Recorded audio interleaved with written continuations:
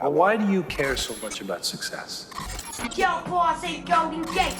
I'm just addicted to it. Why? Memphis and rubber bands to show people your grind is money. Here they just quick to see it and claim it. It's kind of funny. I've sacrificed so much. I took Drake to many executives, and a lot of people said no. I have to push it as far as I possibly can. Aubrey Drake Graham was born on October 24th, 1986 in Toronto, Canada. Music was already in his DNA, with his father Dennis being a drummer. He once even played drums for rock and roll legend Jerry Lee Lewis. Unfortunately though, Aubrey wouldn't see much of his father, with his parents getting divorced when he was 5 years old. His dad would end up moving to Memphis and was arrested on drug charges shortly after. Growing up, things were hard, with his mother Sandy providing for the family as a single mom while also dealing with health issues. She was strong in her Jewish faith, and the family lived in a predominantly all-white neighborhood, leaving Aubrey to feel left out as the only biracial Jewish kid around him. He wouldn't let this affect him though, and throughout school he was a fairly outgoing kid and a class clown. His ability to make the kids in his class laugh was actually the thing that would jumpstart his career. One day at school, a 14-year-old Aubrey was approached by a classmate who told him that his dad was an Asian and he should talk to him because he was funny. He would end up being introduced and was offered an audition for a role in a new teen drama, Degrassi Reloaded. After getting high with some friends, he went to the audition and ended up landing the role, something that would change his life forever. He portrayed high school basketball star Jimmy Brooks, who would end up becoming wheelchair-bound following a shooting that left him paralyzed from the waist down. The series became a hit, and Aubrey was making around $50,000 to $60,000 a year, enough to support his mother and himself. Although this may sound a lot, acting was not his main passion. Starting around the age of 15, he began writing raps, becoming inspired after hearing his dad's cellmate rapping over the phone.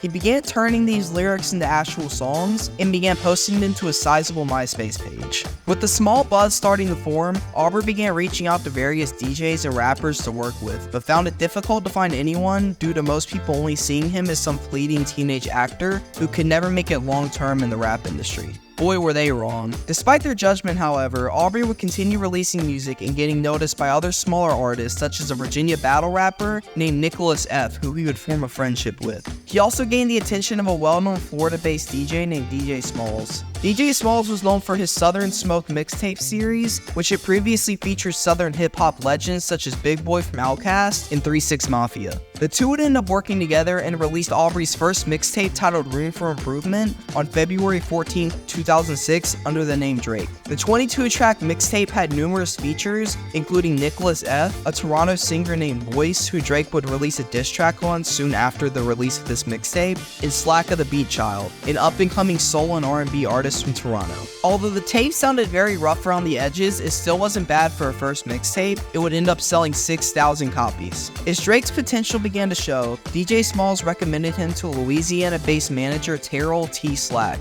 Terrell would put Drake in contact with an up-and-coming R&B artist, Trey Songz, who was beginning to see success with his song Just Gotta Make It off his debut album. The two met in Trey's manager's basement / makeshift studio where he was staying at the time. I actually met Drake in Atlanta. I was living in my manager at the time. I was living in his house, and he had an unfinished basement, and I didn't even have like a real studio. I had like an inbox, which is like a small way to make music. I had 2 mic outputs. I had a little 14-inch laptop and a mic. It was cold as hell down there because we didn't have heat in the basement. And Drake came in, he had a Montclair jacket on. I was like, who's this light skin? Who is this? Drake showed Trey a demo for a new song he was working on called Replacement Girl, and Trey liked the song, agreeing to hop on as a feature for $10,000. He played me a song called Replacement Girl. He was rapping, and there was a part where they were singing. I was like, who's that singing? He was like, I felt like he sounded like me. I was like, yeah, I want you to sing that part. He was like, you could change whatever you want to, but I want you. I said, no, it's dope how it is. And from then we started making music and we built a relationship. This would end up being a worthwhile investment though, as following the song's release on April 30th of 2007, Drake would begin generating buzz not just in Canada, but America as well, following the song's music video being featured on BET. For my ex. This one is for you, girl. You know who you are, girl. Only show your face, cause you know that I'm a star, girl. Trey was actually the reason the video even got on BET in the first place, is around this time he was really pushing Drake hard into the industry. Soon though, Drake would also meet someone else who would become a key figure throughout the rest of his career, Noah Shebib, aka 40. 40 was a producer also from Toronto, who had just finished audio school and was looking for a new artist to work with. He heard Drake on the radio and liked what he heard, so he set up a meeting. He had actually met Drake once before during his first ever producing session with soul artist Divine Brown. Your first writing credit? My first writing credit on a real album, first song I produced on a real album. I was her engineer, so I was engineering her album, and she believed in me enough to give me a chance to produce a record, and she used one of my records, and this was it. And you brought in your good buddy? Okay, no, that's the first day I met Drake. Wow. The two met again on the set of the Replacement Girl music video, and 40 gave Drake a tape filled with various beats he made. Unfortunately though, he would never hear back from the rapper and thought that he had fumbled the opportunity. This was until his longtime friend Oliver El-Khatib, who already knew Drake at the time, gave 40 his number and convinced him to give him a call. He did, and the two would end up meeting and working on music together.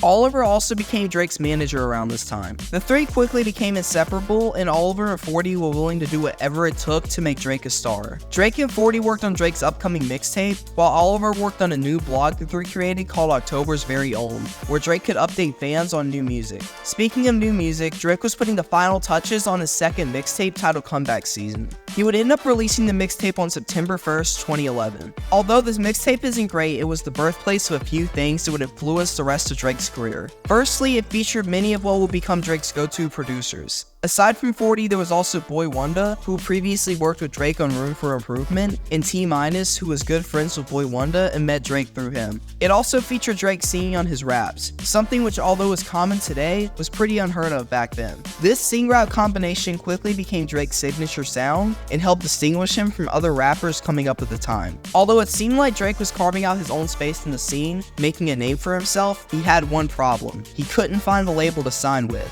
He released Comeback Season under his own October's Very Own imprint, and even rapped in the song Closer to My Dreams about the struggle, saying, "When you hollering at labels and they silencing you back." When you hollering at labels and they silencing you back, cause you fail to thoroughly discuss some violence in your track. He even asked Trey Songz to sign him numerous times, but Trey wasn't established enough yet to sign him. And you almost signed Drake back in the day. Yeah, we actually had a conversation about that the other Damn, day. you kicking yourself. Regretting that one, huh? No, he wanted to. No, because the thing about it, Drake wouldn't be Drake if we made that decision. Drake wanted to sign to me in a time where I wasn't even Trey Songz yet. Like, we had arguments about Drake wanting, like, you can't sign to me. Like, at that time, I felt like, me and my label weren't even in a good place, whereas though they fully believed in my potential. Things became even worse when Degrassi decided to remove Drake's character from the show, leading to his main revenue stream being dried up. With his music career still not providing a stable income, things were looking dark, and Drake thought he may have to end up getting a day job to cover the bills. Fortunately though, things would soon change for the better due to the help of a man named Jas Prince, the son of famed music executive and founder of Rap-A-Lot Records, Jas Prince. The story goes that Jas, who was tasked by his father with finding upcoming artists, came across Drake's massive following on MySpace and checked out his video for Replacement Girl, as well as his Comeback Season mixtape. Needless to say, he was impressed by both. So you were helping get features on a bunch of Rap-A-Lot albums. Your dad told you to go out and find artists with a buzz. Yeah. Who'd you find? Drake. So you're in Houston, Drake is in Canada. Yeah. How did you come across Drake? MySpace. It was brand new. It was, I think, a Comeback Season mixtape, and he had a video, Replacement Girl, him and Trey Songz. That's where I was like, okay. Jas decided to show Drake's music to his father in hopes of getting Drake signed, but his dad didn't like it due to Drake singing and didn't believe that this sound of rap would become popular. I told my dad, like, yo, I found somebody that has a buzz, I feel like, and it's hot. Like, let me hear it. I played it for him. He didn't get it. He's like, what's all this singing he doing on this music? I was like, this is gonna be the new thing. He was like, maybe, you know, do something else with it, basically. Jas didn't stop there though, also sharing Drake's music with various people he was friends with in the industry, including Southern hip-hop legend Lil Wayne, who upon first listen didn't like Drake at all and thought his music sucked. Well, you had said in a previous interview that when you first played Drake for Wayne, Wayne thought that it sucked. Yeah, I sent it to him. He told me, I was like, yo, I got an artist, I need your help. You know, blah, blah, blah. He's like, send it to me. I sent it to him. I waited like a week. I hit him every day. You heard it. He finally hit me back. I was like, yo, bro, he sucked. Don't ever play this shit for me again. I was like... However, Jas had faith in Drake, and while in the car with Wayne, he tried playing him Drake's music again. This time, instead of telling Jas to turn it off, Wayne was bobbing his head to it and asked who this new rapper was. There was a situation where you were in the car with Wayne where you started playing him Drake again. Talk about that. That was, I had booked Wayne out here for a New Year's party. And he came out here, did his New Year's party, and the next day was like an off day. I think it was New Year's Day. And he was like, hey, bro, take me down to the jeweler. It's my jeweler on West Tom and Emmett. So we got in the car.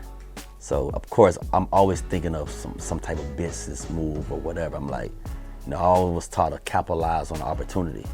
I was like, you know what? I got him in my car. I'm about to play some Drake.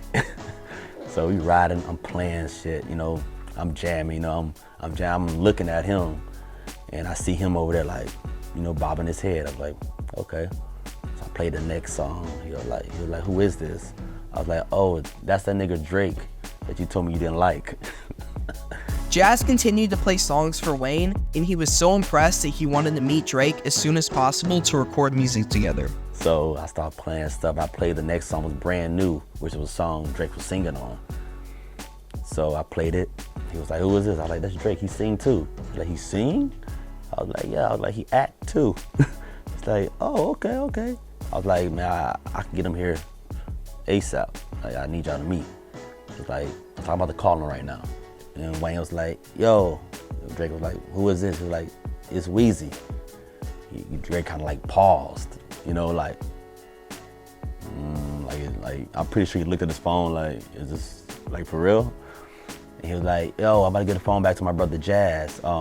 He gonna set it up. The next day, Jas flew Drake out to Houston, and the two met. Shortly after meeting, Wayne put Drake on his tour bus, and they drove to Atlanta to record new music. The two hit it off and recorded a few songs together that'd be released in the coming months, such as the song Ransom. Me and Weezy like a mouthful of hot peppers, black Ferrari with the red seats, I call it playing checkers. After this, Wayne would take Drake out on the I Am Music Tour with him for a few dates where they even performed together on stage.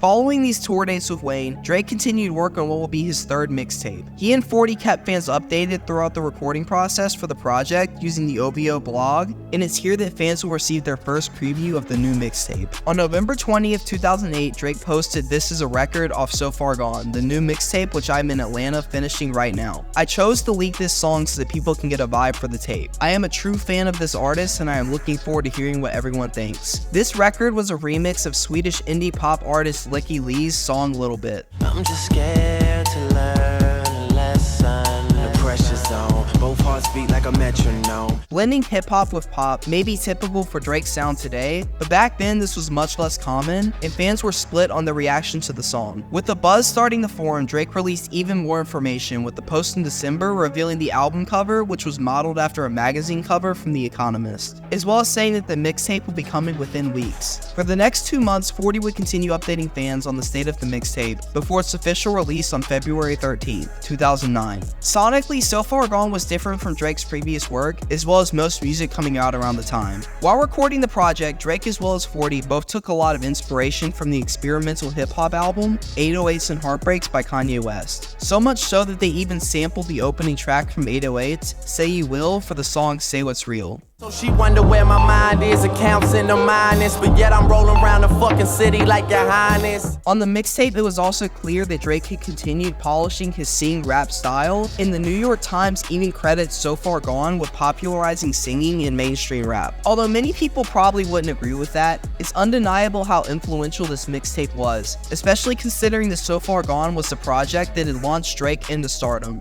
Although you have to wait a little while to see this success, is upon the mixtape's initial release, none of the songs charted. The lead single, Best I Ever Had, began receiving some mild chart success in May, but nothing too special. Regardless though, major labels knew that Drake had the potential to become the next big rapper, and they started a bidding war on him. Although everything seemed to be on the up, Drake would soon find himself in one of his first big career controversies. In April, he appeared on Hot 97 with DJ Funkmaster Flex to do a freestyle. Unfortunately though, this freestyle would become infamous and cause loads of controversy due to Drake reading his rhymes off of a BlackBerry phone while he rapped. This caused many hardcore hip-hop purists to lose respect for Drake and caused people who were already unsure of his music to lose interest further. If things couldn't get worse, he was also robbed at gunpoint in the same month by 2 men while at dinner. Although they were arrested shortly after, the situation caused Drake to come out and say that he feels unsafe at all times in Toronto. Things would begin to look up soon though, as it was revealed in June that he had decided to sign a record deal with Lil Wayne and Birdman's label Young Money, with distribution handled by Universal Republic. Only a month after signing, Drake went out on tour with Young Money on the America's Most Wanted tour starting on July 28. Alongside Lil Wayne, the tour also featured big names such as Soulja Boy, who had just released his hit song Kiss Me Through the Phone months earlier, and Young Jeezy aka Jeezy, who also just released one of his biggest songs, Put On, earlier in 2008. Also featured were various Young Money artists who were just starting their careers, such as Tyga and Nicki Minaj, who would go on to find great success in the industry. Originally, Drake had a spot as one of the headliners, but he tore his ACL weeks prior to the tour. There was debate on if Drake would even perform on the tour, but he pushed through and went anyway. Unfortunately, this decision was a bad idea, as only 3 shows into the tour, he slipped while performing Best I Ever Had with Lil Wayne and re-injured his knee once again. Following the injury, he had to have surgery, causing him to miss the next 2 dates on the tour. However, he would come back out during the Toronto date and continue to perform short sets alongside Wayne until the tour's conclusion in early September. While on this tour though, Drake was beginning to generate more buzz with his single Successful, with Trey Songz and Lil Wayne beginning the chart following the announcement of his signing to Young Money. He would also snag another Billboard hit with the song Forever, released on the soundtrack to LeBron James' More Than a Game documentary. Alongside Drake, the star-studded features included his Young Money mentor Lil Wayne, his sometimes friend, sometimes rival Kanye, and everyone's favorite white rapper Eminem. Sorry, G-Eazy. Anyways, the song also featured on Eminem's Refill re-release of his album Relapse, which although may not be a great album, still helped launch Forever to reach number 8 on Billboard. So I don't plan on stopping at all. I want this shit forever, man. The song also has a verse that I'm sure Drake could take some advice from as well. Like a sprained ankle. Like a sprained ankle, boy. Nothing to play with. Knee injuries aside, this was Drake's highest chart debut at this time, but things would only begin from here. On September 15th, Drake re-released So Far Gone as an EP. Now you may be thinking, what's so important about that? Well, I'll tell you. Instead of the original 17 songs on the mixtape, the EP was cut down to 7, with only 5 of those songs being on the mixtape. One reason for this was probably due to trouble getting samples cleared, as So Far Gone prominently featured a lot of them, much like other mixtapes at the time. It also featured a fair amount of songs that, let's face it, were not very good. And I think that this more polished EP version takes the best from the original and adds on to it. Fans must have thought so too, because the EP would end up peaking at number 6 on the charts. This re-release also helped another song from the project gain some traction, Best I Ever Had, which got all the way up to number 2 on Billboard, just shy of that sweet number 1 spot Drake will get so accustomed to starting really soon. The song was also nominated for 2 Grammy Awards, for Best Rap Song and Best Rap Solo Performance. He continues seeing more commercial success with his appearance on the We Are Young Money compilation album, alongside other big-name rappers such as T Streets and Lil Chucky, and other smaller Young Money signees like Nicki Minaj and Tyga. I mean, who has ever heard of Tyga? He was featured on the second single from the album Bedrock, which would gain massive chart success, once again hitting number 2, Bad Luck. But unfortunately, as per usual, Drizzy would have to wait as the song wouldn't hit its peak position until March of next year. Throughout the year, he'd also have various mild chart success with features showing up on songs with the likes of Birdman and Lil Wayne, DJ Khaled, Timbaland, and Trey Songz. With Drake quickly solidifying himself as the next big star, he began work on his debut album. For this debut, he wanted to make more of a pure rap album, getting a lot of inspiration from artists like Nas, Jay-Z, and Andre 3000 during the album's creation. It was also rumored that the album could contain a list of star-studded features, including production from people like Kanye West and Timbaland, and there was even rumors that there could be a song with Andre 3000 and Saeed, but unfortunately the collaboration never happened. Speaking of collaborations though, in February of 2010, Drake appeared for the first time ever with his friend, rival, and other third of a love triangle triangle, Chris Brown, when the two performed together at the Virginia Commonwealth University. The two would later have a public feud a few years later over their shared love interest Rihanna, something which I'll extensively cover later on in the video. A few months after the show, Drake began his album rollout, announcing a release date set for May 25th and debuting his first single for the project, Over, on March 14th. It's far from over. Alright, bottles on me, long as someone drink it, never drop the ball. Y'all thinking? This song, which Drake wrote about experiencing fame for the first time, would become a success, peaking at number 14 on the Billboard Hot 100 and even being nominated for a Grammy. Alongside this single, Drake also embarked on his first headlining tour, the Away From Home Tour, starting on April 5th in Slippery Rock, Pennsylvania, and lasting until November with 79 dates across the US and Canada. The tour also featured pop singer and producer Francis and the Lights, who would go on to have production credits on Thank Me Later. Speaking of Thank Me Later, while on tour in May, Drake announced new information for the album, including revealing the album cover, as well as pushing the release date back to June 15th, much to fans' dismay. Things weren't all bad though, as on May 5th, the Kanye-produced song Find Your Love was released as the second single, after previously being released to radio on April 28th. I bet if I give all my love, then nothing's gonna tear us apart. This was one of the first songs Drake released that featured virtually no rapping, and he was actually scared to release the song due to his vulnerable lyrics, which, in his words, should have been sung by a woman. This makes sense because, as we all know, men are incapable of feeling emotions. Hey, what's going on? Despite his fear of opening up, the song performed well, eventually scoring a spot at number 5 on the Billboard charts. This was followed up by another single, Miss Me, featuring Lil Wayne, released a month later on June 1st. The song climbed to number 15 on Billboard and received a remix in September by rapper Bun B, who the song was actually made for originally before being given to Drake. Did you miss me a little when I'm gone? And you just tell me what you down for, anything you down for. Unfortunately, this would also be the day when the album in its entirety was leaked online. Despite the leak though, Drake took it in stride and tried to focus on the positive, having this to say about the situation in an interview. How'd you feel about the leaks today? I saw you went on Twitter and you kind of addressed it in a classy way, kind of like whatever. How you honestly feel about it? Like, did you anticipate it? Did you prepare for it? I always said, like, you know, if I had put out an album that was poor quality of music that people didn't enjoy, I think the leaks would hurt me. But really, because I mean, a lot of the feedback has been great. I think it can only help, you know, word of mouth spreading around that the music is something to be enjoyed. I think it can help me. So June 15th, I'm still confident. Shortly after this interview, on June 15th, Drake released his highly anticipated debut album, Thank Me Later.